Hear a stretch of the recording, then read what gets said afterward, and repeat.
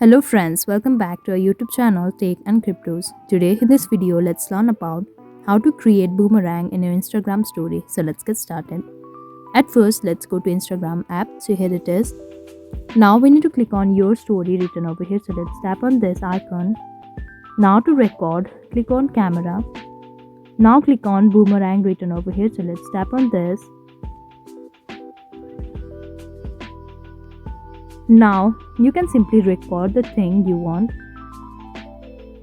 So let's tap on this for a while. Now it's processing. So this is it. This is how your boomerang will be created. Now to save this, you can simply tap on this three dots in the top right corner and click on save.